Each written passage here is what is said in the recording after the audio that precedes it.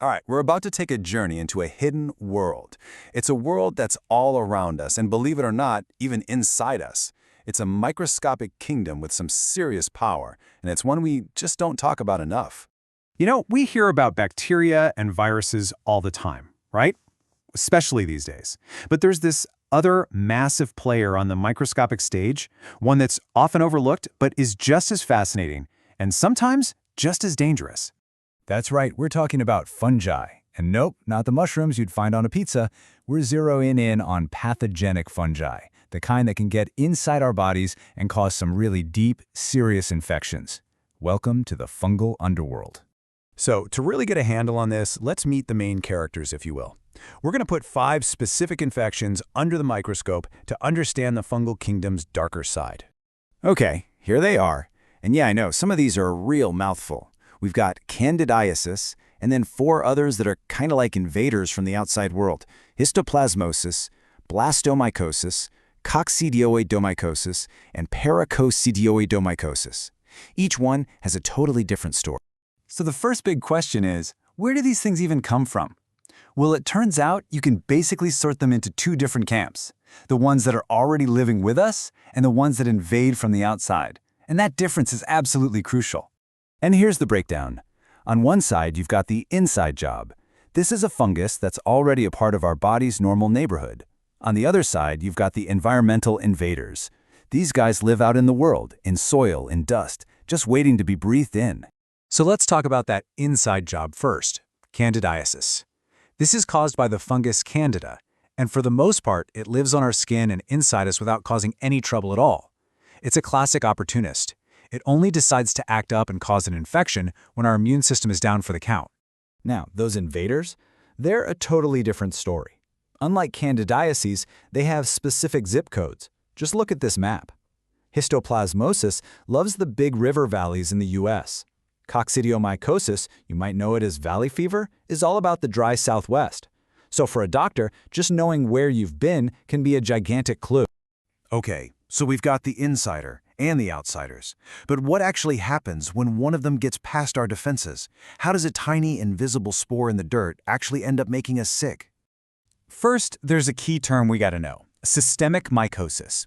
This isn't just a rash on your skin. This is the serious stuff we're talking about today. Infections that go deep, that can spread through your blood to your lungs, your brain, your heart. It's a huge deal. For those environmental invaders, this is the typical game plan. It all starts with microscopic spores just hanging out in the soil. Then, maybe there's some construction or even a big gust of wind, and poof, they're airborne. You breathe them in, and that's when the infection kicks off. And weirdly enough, it often feels just like the flu.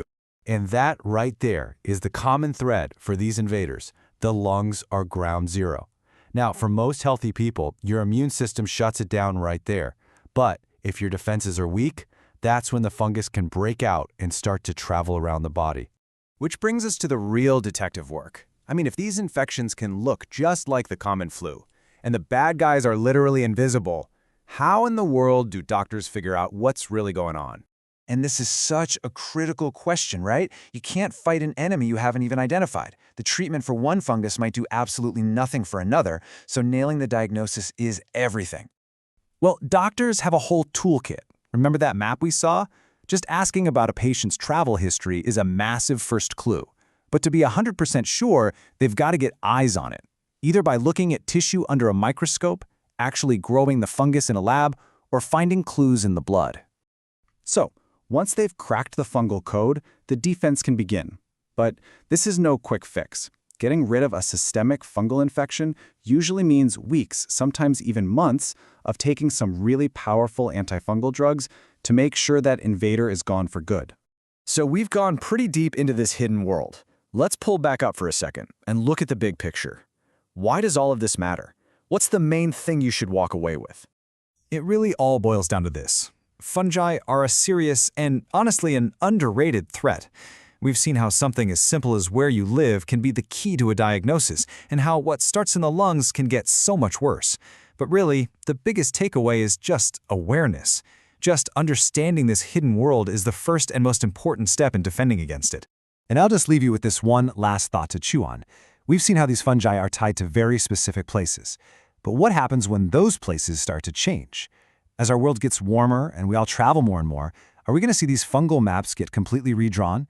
It's a huge question that scientists are tackling right now, and it's a powerful reminder that this fungal underworld isn't standing still.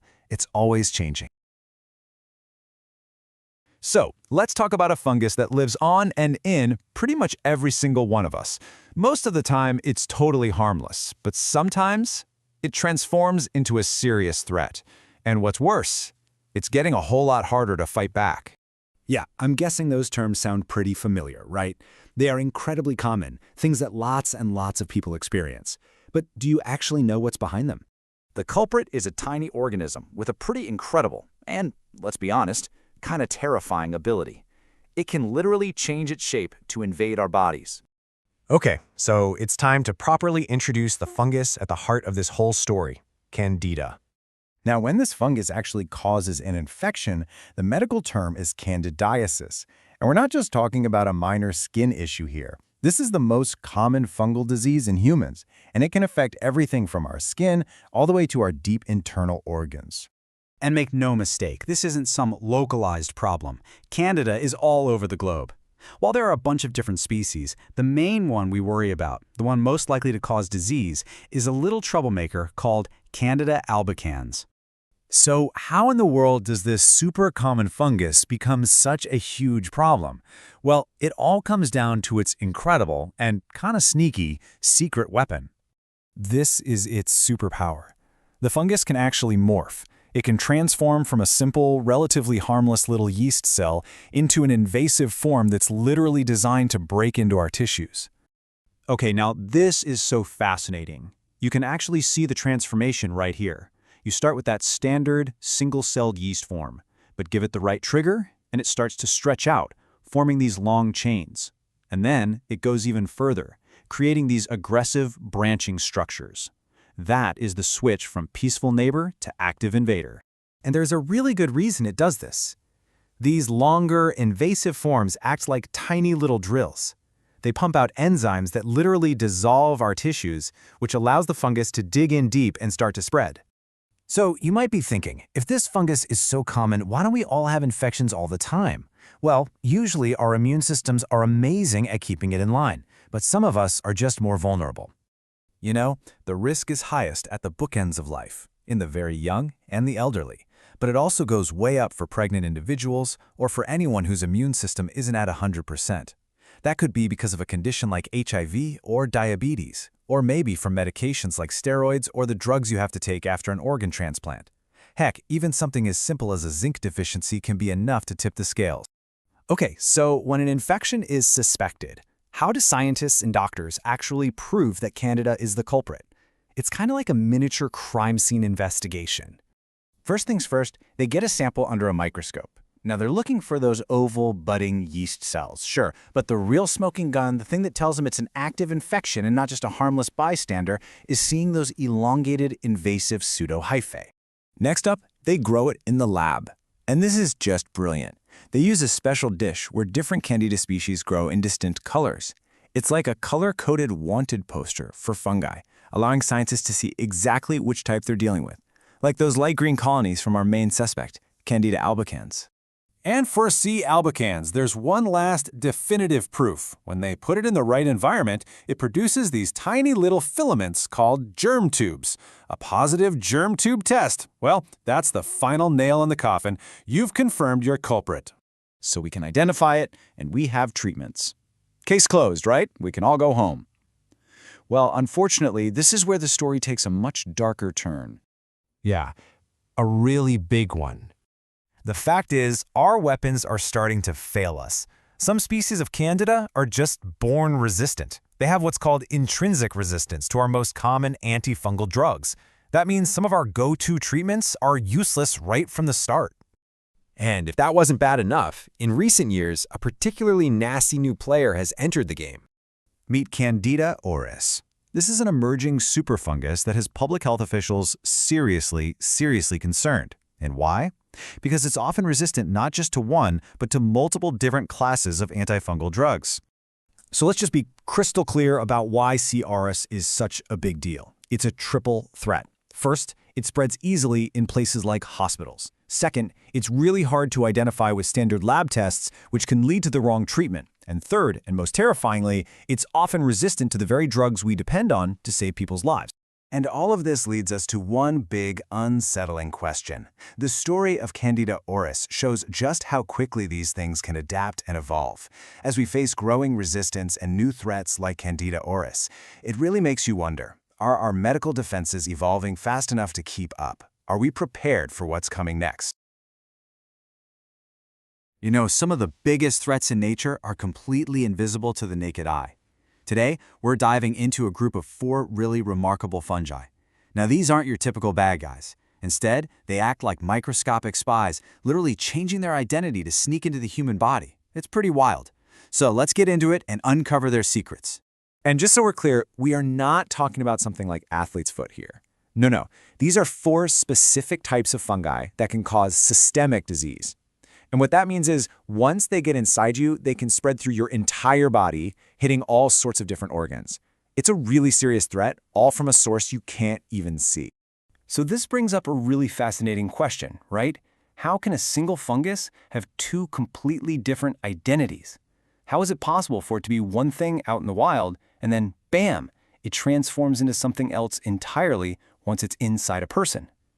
The answer to that is the absolute key to their dangerous success. Well, the answer lies in this brilliant disguise that all 4 of these fungi share. It's basically their secret weapon. It allows them to just hang out peacefully in the outside world, but then become these aggressive invaders the second they get inside a human host. The shape-shifting ability is exactly what makes them so formidable. The fancy scientific term for this amazing ability is dimorphic, and it's pretty simple if you break it down. Di means 2, and morphic means form. So these are literally 2-form fungi. They aren't stuck in one state. They can completely change their physical structure depending on where they are. That is an incredible evolutionary advantage. So what triggers this crazy transformation? It's almost unbelievably simple. It's just temperature. Out in the cooler environment, say around 25 degrees Celsius, the fungus exists as a harmless mold. But the moment it gets inside a warm human body at 37 degrees Celsius, it switches into a much more aggressive yeast. That switch is the absolute key to its whole invasion plan. And how does this whole invasion even begin? Well, it all starts with a single breath. See, these fungi are what we call saprophytic. That just means they live in the soil, feeding on decaying stuff, kind of like nature's cleanup crew. So you don't get infected from touching them. It happens when you inhale their microscopic spores floating in the air. Okay, so here's how the whole invasion unfolds. First, those tiny mold spores get inhaled and they go straight into the lungs. Second, the initial infection starts right there. Third, and this is the critical part, your own body heat triggers that transformation from mold to yeast. And finally, once it's in its yeast form, it can hitch a ride in the bloodstream to the rest of the body and cause all sorts of widespread disease. So we get their method of attack now, right? Shape-shifting and airborne infiltration. Now it's time to actually meet the culprits. Let's put some names to these microscopic fugitives. All right, here's our lineup. First up, histoplasmosis, which is caused by Histoplasma capsulatum. You often find this one in soil that's been contaminated with bird or bat droppings. Then you've got blastomycosis from Blastomyces dermatitis. After that is coccidioidomycosis, which you might know as valley fever, and that comes from Coccidioides immitis. And finally, there's paracoccidioidomycosis, caused by Paracoccidioides brasiliensis. 4 very different fungi, but they all share that same deadly dimorphic strategy. Okay, so let's wrap this up. Let's quickly recap the key takeaways from our deep dive into these incredible fungi. So remember these key things. There are 4 major systemic fungal diseases, and they all use the exact same strategy. The whole invasion just starts with breathing in some spores from the environment. And their real secret, their power, is that dimorphic ability, that trick of transforming from a mold into a yeast, using our own body heat against us. You know, we've uncovered the secret of these 4 fungi, but it really just opens up an even bigger question. What other hidden transformations, what other microscopic battles are happening in that unseen world all around us, every single day?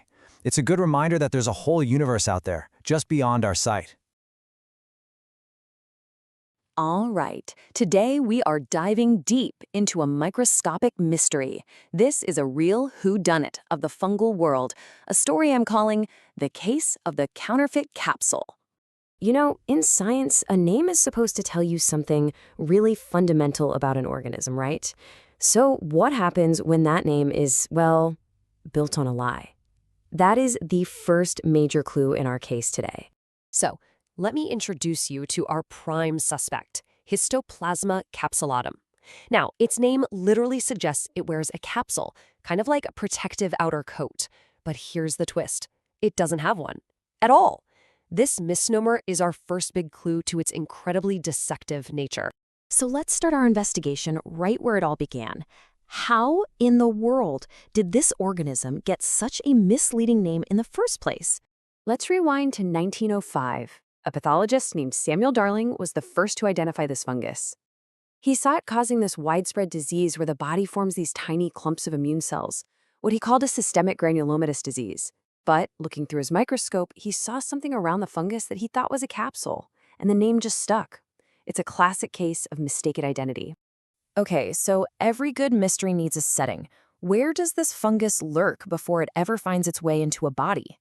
Well, it turns out its hideout is a lot closer than you might think. Histoplasma is found all over the globe, but it's pretty picky. It absolutely loves humid, acidic soil. And it has a particular fondness for areas that are, shall we say, enriched with bird or bat droppings. So yeah, think caves, old chicken coops, maybe even large starling roosts. These are its favorite hangouts. And look, this isn't some exotic, faraway organism we're talking about. It has major hotspots, like right here in the United States, all along the Ohio and Mississippi River valleys. And in India, you'll find it along the Ganges River. For literally millions of people, this fungus is practically a neighbor. So we know it's in the soil, but how does it make the jump from the ground into a person? This is where the invasion begins, and believe it or not, it all starts with a single breath. Okay, let's trace the path of this invasion step by step. First, someone disturbs contaminated soil, and these tiny spores called microconidia become airborne. You breathe them in. Next, your body's first responders, immune cells called macrophages, rush in and just swallow the spores whole. But here's the fungus's absolutely brilliant move. Inside the very cell that's meant to destroy it, the spore morphs into a yeast, and then it starts producing ammonia to neutralize the cell's acid, basically creating its own personal survival bubble. Incredible. So now the fungus is inside, it's disguised, and it's defended. The stage is set for an epic battle deep within the body's tissues. Using our own immune cells as Trojan horses, these yeast cells can travel through the lymph nodes and right into the bloodstream, spreading all over. But our bodies don't just give up. Within about 2 weeks, the full force of the immune system gets organized and launches a massive counterattack. The body's main strategy here is to build a fortress. It forms something called a granuloma, which is basically a wall of immune cells that completely quarantines the fungal invaders. Over time, these little battlefields can heal, but they often leave behind scars in the form of fibrosis and tiny calcium deposits. Now, in most healthy people, the immune system wins this silent battle, no problem. But for some, especially folks with weakened immune systems, this conflict can escalate into some serious clinical forms. Sometimes it just affects the lungs, other times the skin and mouth, and in the most serious cases, it spreads throughout the entire body. And this is the real-world impact. What you're looking at is an oral lesion, a painful and very visible sign of the disease when it takes hold in the mouth. It's a pretty stark reminder of the serious battle that's taking place inside the body. So with this fungus hiding inside our own cells, how on earth did doctors figure out what's going on? Well, it's time for some serious medical detective work. To crack this case, the investigators, in this case doctors and lab techs, they need evidence. So they collect all kinds of samples: sputum, blood, even more invasive things like biopsies from bone marrow or lymph nodes. They're searching for any sign, any clue of this microscopic intruder. You know, this fungus has this fascinating dual identity. It's what scientists call dimorphic, which just means it has two forms. Out in the cooler soil, it grows as a mold, or mycelium. But inside a warm body, it completely transforms into its yeast form. This shape-shifting ability is the absolute key to its survival. And here it is, the smoking gun. This is what pathologists see under the microscope. Tiny little oval yeast cells, just 2 to 4 micrometers in size, caught red-handed, hiding inside a patient's own macrophage. This is the definitive proof they've been looking for. But if you grow this thing in a lab, you get to see its other, much more elaborate form. It produces 2 totally different types of spores. You've got the tiny, smooth-walled microconidia. Those are the ones that actually cause the infection. But then it also creates these larger, much more dramatic tuberculate macroconidia with their thick walls and these really distinct finger-like projections. They're a truly unique and unmistakable feature of this fungus. Once the culprit has been positively identified, the final phase begins. It's time to fight back with the full arsenal of modern medicine. The treatment plan really depends on how severe the case is. For the serious, widespread infections, doctors bring out the heavy artillery, a drug called liposomal amphotericin B. For the less severe or chronic forms, an antifungal called itraconazole is usually the weapon of choice. The key takeaway is, we have very effective ways to close this case.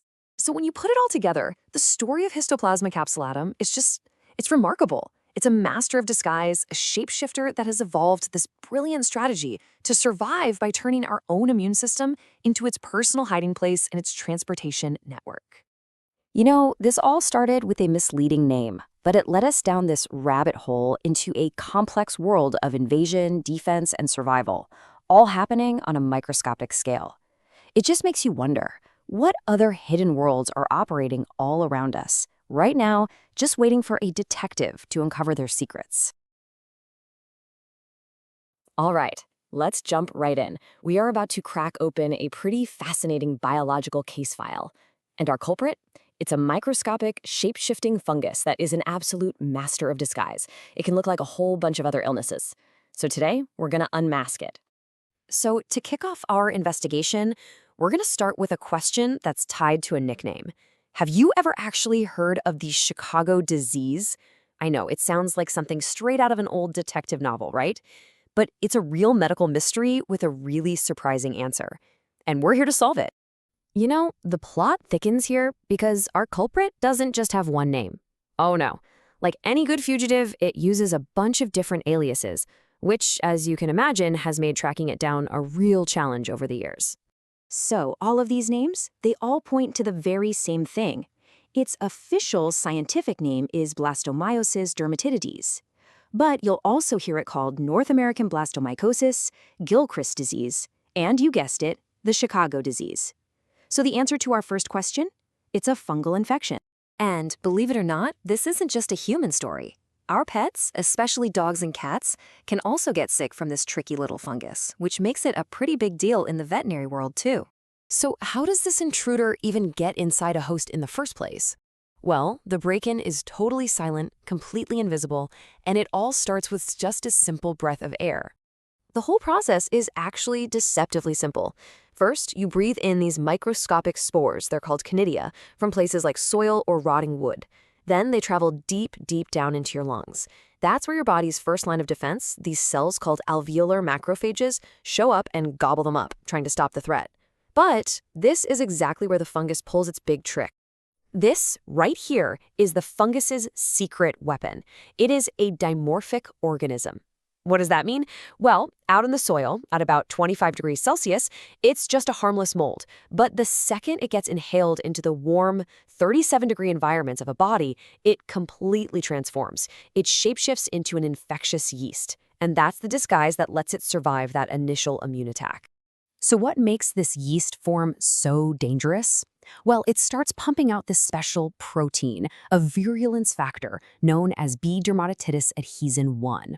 You can think of this protein as the yeast's own personal skeleton key. It's what allows it to actually cause disease, and it's what really, really gets the body's immune system all fired up. Okay, so the fungus has snuck in, it's transformed. What happens next?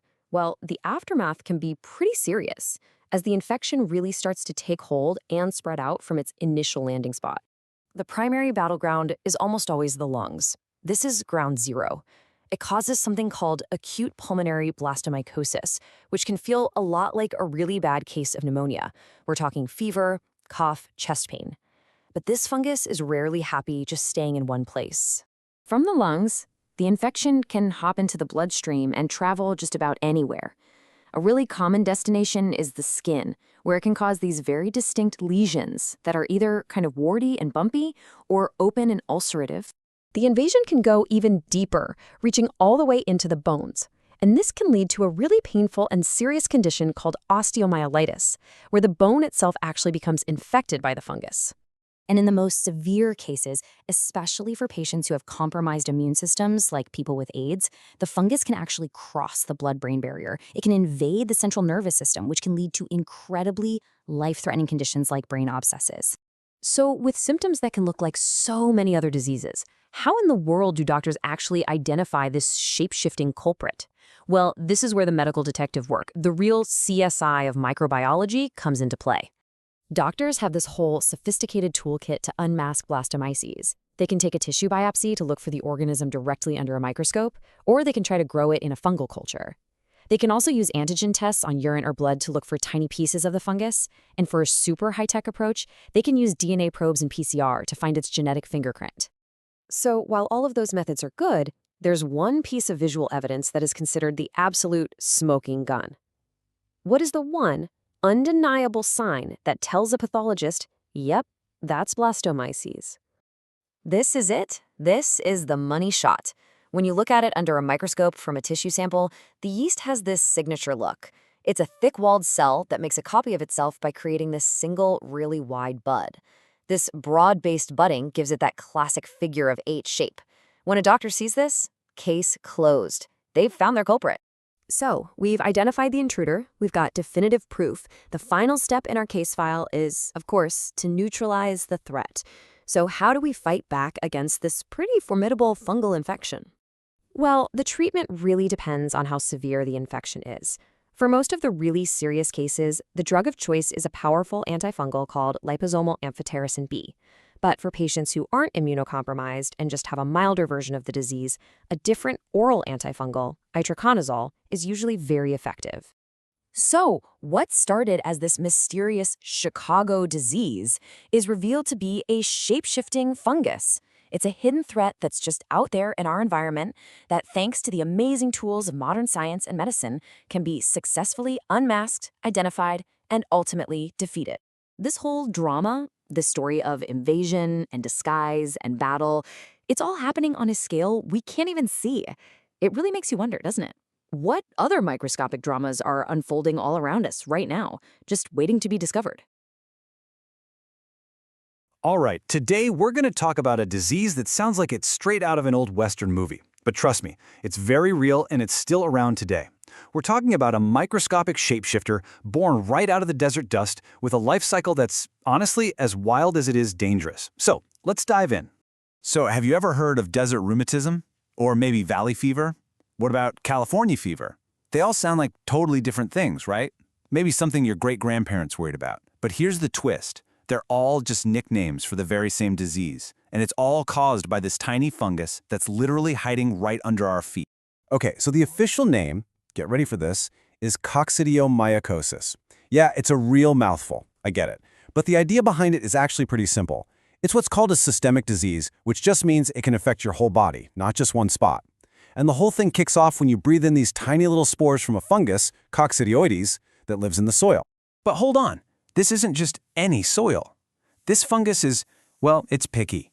It really only likes to live in specific places. We're talking about the dry, desert climates you find in the southwestern US and parts of northern Mexico. So if you're in Arizona, California, Nevada, yeah, this fungus is basically one of the local. So what's the deal with this fungus? I mean, how does it survive out there in the blazing hot desert and still have the energy to infect people? Let's get our magnifying glasses out and take a much closer look at this little troublemaker. All right, if there's one word you need to remember from all of this, it's this one, dimorphic. It sounds super scientific, but all it means is 2 forms. That's it. This fungus is a literal shapeshifter, and that ability to totally change its shape, that's its superpower. It's what makes it so good at causing disease. So, how in the world does this thing go from just chilling in the dirt to causing an infection inside a person's lungs? It's a pretty wild journey, so let's trace its path. Okay, check this out. This really shows you the two different personalities of this fungus. Over on the left, you've got its in the soil form. It's basically a mold, growing these long threads that snap off into tiny, tough little spores. But once you breathe those in, and they land in your nice, warm, cozy lungs, boom! Look at the right. It completely changes. It becomes this bigger, round structure, a spherule. This transformation is everything. It's the linchpin of the whole infection. Let's walk through this process. Step 1. Something stirs up the dirt. Could be the wind, a construction site, you name it. That sends these spores flying into the air. Step 2. You breathe them in. Inside your lungs, they do that shape-shifting thing and turn into those spherules. Now here's where it gets kind of crazy. Step 3. Each one of those spheres becomes a tiny factory, just pumping out hundreds of new spores inside itself. And finally, step 4, the sphere pops, releasing all those new spores to go off and start the process all over again. Wow. It's a brutally efficient system. And here we go, you can see it for yourself. On the left, that's the diagram, right? The little chains of spores from the soil and the big sphere from the lungs. But look at the right, that's the real deal. That's what it actually looks like under a microscope. It's pretty cool to see the drawing next to the real thing. And again, this whole transformation is the secret sauce that makes this fungus so good at what it does. Okay, so we've geeked out about the fungus itself. Now let's talk about what happens to people. Who's most at risk, and what are the symptoms like? So even though the infection starts in your lungs, your body's immune system can kind of go haywire fighting it. And that causes all sorts of other issues. You might get rashes or this thing called erythema nodosum, which is basically just painful red bumps on your skin. Joint pain and arthritis are also super common. In fact, that's where the name desert rheumatism came from. And it's interesting, the sources point out that these specific symptoms pop up a lot more often in women. Now, for most people who get it, their immune system does its job and keeps the infection locked down in the lungs. But in some cases, the disease disseminates. That's a really important word here. It means the fungus escapes the lungs and hitches a ride in the bloodstream to the rest of the body. And that is when valley fever goes from a problem to a life-threatening crisis. So, where does it go once it breaks out? Well, it often heads for the skin, bones, and joints. But the absolute worst-case scenario is when it gets into the brain. It can infect the meninges. Those are the protective layers around your brain and spinal cord. And that leads to a really, really severe form of meningitis that is incredibly dangerous. Okay, so who is most likely to get this really bad disseminated version? The data tells us it's two main groups. First, males. And second, and this is a big one, anyone with a weakened immune system. Specifically, a problem with something called cell-mediated immunity. This is the part of the immune system that's affected in people with conditions like HIV/AIDS. And for patients with HIV, you can actually put a number on that risk. See this? A CD4 cell count that drops below 250. That's the magic number. For a doctor, seeing that number is a massive red flag. It means that what might be a mild valley fever case for someone else could turn into a full-blown emergency for that patient, and fast. All right, we know what this thing is, and we know who's at risk. So, how do doctors actually figure out you have it, and what can they do to fight it? Well, this right here, this is the smoking gun. When doctors look at a tissue sample from a patient, this is the exact thing they're searching for. If they see one of these big, thick-walled spherules, especially if it's packed with those little endospores, game over. That's a 100% positive diagnosis for coccidioidomycosis. So, besides looking under a microscope, what else can they do? Well, they've got a few other tricks up their sleeve. They can do antibody tests, which basically check to see if your immune system is putting up a fight against the fungus. There's also a skin test, which is a lot like the one for TB. They inject a little bit of the fungal material, and if you get a reaction, it tells them you've been exposed to it before. And what about treatment? Well, it really depends on how sick you are. For most people, the go-to drugs are a group called triazoles. That's kind of plan A. But if things get really serious, like severe pneumonia or if the disease has spread, they have to bring out the big guns. That's a much stronger IV drug called amphotericin B, which is used to really knock the infection down. And all this brings us to one last, pretty sobering thought. We know this fungus loves the desert, but what happens as our climate keeps changing? As deserts get bigger and dry areas expand, could this hidden disease start showing up in new places? You have to wonder if the story of valley fever is about to enter a whole new chapter. Coccidioidomyosis. Whoa, that is a mouthful, isn't it? But what if I told you that figuring out if someone has this dangerous fungal infection comes down to looking for a clue that looks like a ship's steering wheel Or get this, even Mickey Mouse. Stick around because we're about to dive into the wild microscopic world of the pilot wheel fungus. Yeah, I know it seems like a totally random question, but the answer is actually the secret to identifying this nasty infection. And that visual link is so unique, so distinct, that once you see it, you will never, ever forget it. All right, so let's start with the basics. What exactly are we dealing with here, and where in the world does it come from? Okay, so paracoccidiomycosis is what's called a systemic disease. That just means it's not stuck in one spot. It can spread throughout your whole body. It's also known as South American blastomycosis, and that name right there gives us a massive clue about its home turf. The little guy responsible for all this is a fungus called Paracoccidioides brasiliensis. Now here's a key word. It's dimorphic. This is super important. It basically means the fungus is a shapeshifter. It has two different forms.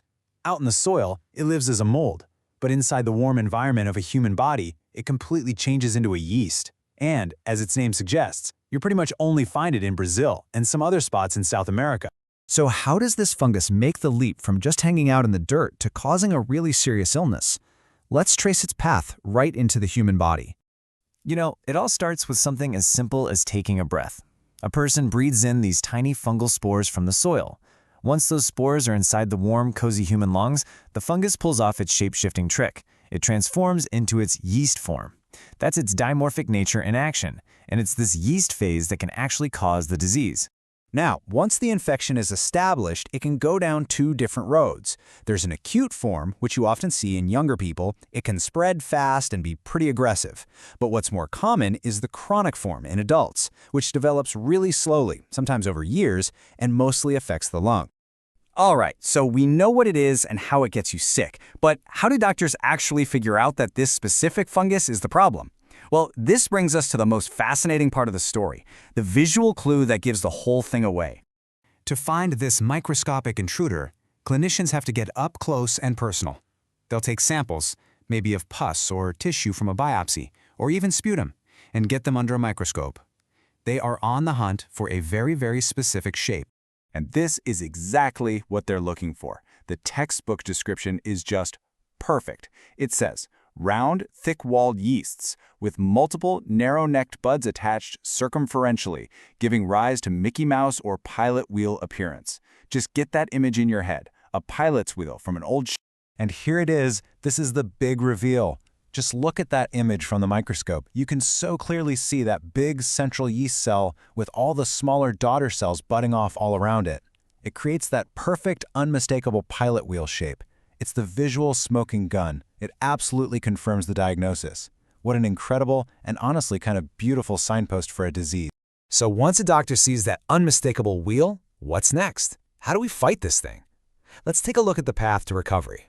Luckily, we've got some pretty effective antifungal medications. For most patients, the primary go-to treatment is a drug called itraconazole. Now, for people who are really, really sick, doctors will bring out the big guns, a more powerful drug called amphotericin B. There's also an older class of drugs, sulfonamides. They work, but they're slower, and unfortunately, the infection is more likely to come back. So there you have it, the whole journey. It starts with an invisible spore that you breathe in, it transforms inside your body, and then it reveals itself with this totally unique microscopic signature that looks just like a ship's wheel. It's just such a powerful reminder of the complex and often hidden world that's all around us and even inside us. You know, if just one fungus can hide such a distinct signature, it makes you wonder, doesn't it? What other microscopic secrets, what other amazing visual clues to diseases are still out there, just waiting for us to find them?